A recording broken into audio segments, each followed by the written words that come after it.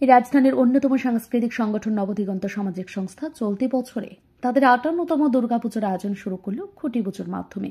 সম্প্রতি এক ধর্মীয় ও আধ্যাত্মিক পরিবেশে পুজোর প্রাথমিক পর্ব খুঁটি পুজো অনুষ্ঠিত হয়। পূজার সূচনায় উপস্থিত ছিলেন ক্লাবের সদস্য, স্থানীয় বাসিন্দা ও শুভানুদায়ীরা। এবারের দুর্গাপুজো এক ব্যতিক্রম সচেতনতামূলক থিম নিয়ে হাজির হচ্ছে নবদিগন্ত। থিমের নাম নীর ও অরণ্যের সমাহার। ক্লাবের সভাপতি জানান, নীর ও অরণ্য আমাদের জীবনের মূল উপাদান। আমরা এই পুজোর মাধ্যমে সমাজকে বার্তা দিতে চাই যে প্রকৃতি ও পরিবেশ রক্ষা করা শুধু কর্তব্য নয়, মানুষের অস্তিত্বের সঙ্গে ওতপ্রোতভাবে জড়িত। নমস্কার। প্রথমে আমি নবদিগন্ত সামাজিক সংস্থার পক্ষ থেকে সংস্থার সভাপতি শারদীয়া দুর্গাপূজার আগাম শুভেচ্ছা জানাচ্ছি ত্রিপুরাবাসীকে। সবার যেন দুর্গাপূজা খুব ভালো কাটে।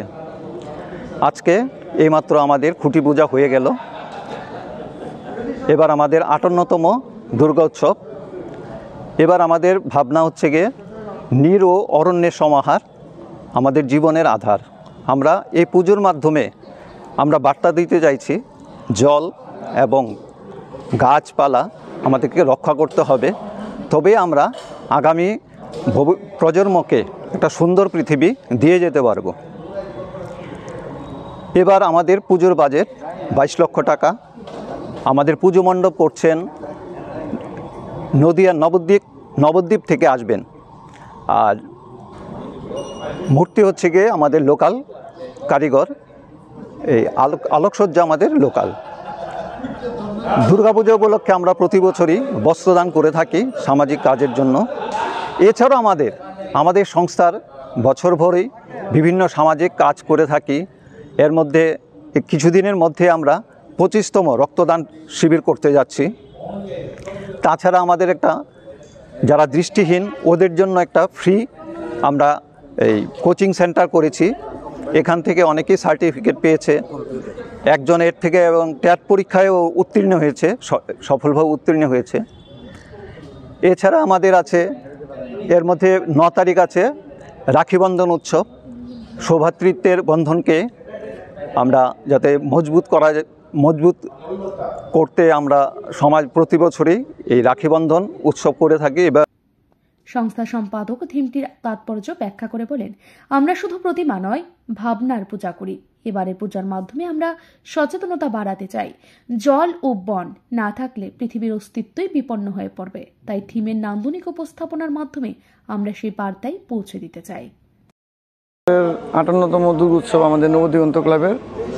আমাদের আজকের ক্লাবে চলছে খুঁটি পুজো। দুর্গাপূজার উপলক্ষে দুর্গাপূজার খুঁটি পুজো শুরু হয়েছে। আমি হচ্ছি এই ক্লাবের এবছরের পুজো সম্পাদক। আর পাশাপাশি ক্লাবের সবাইকে নিয়ে আমাদের এই পুজো ৫৮ বছর ধরে চলছে। তো এবার আমাদের থিম হচ্ছে গিয়ে নীর ও অরণ্যের সমাহার আমাদের জীবনের আধার। পুরো প্রকৃতির উপরে যে প্রকৃতির ভারসাম্য নষ্ট হয়ে যাচ্ছে বিগত দিনগুলোতে বিভিন্ন রকম প্লাস্টিকের জন্য, বিভিন্ন বর্জ্যের জন্য, যেগুলোর জন্য আমরা জীবন প্রতিষ্ঠা হয়ে গেছে, ওই প্রকৃতিকে টিকিয়ে রাখার জন্য এবারে আমাদের থিম প্রকৃতির উপরে, যে ওদেরকে জীবজগৎকে কীভাবে বাঁচিয়ে রাখা যায়, উদ্ভিদকে কীভাবে বাঁচিয়ে রাখা যায়। ওগুলো যদি বেঁচে না থাকে আমাদের কোনো মূল্য নেই।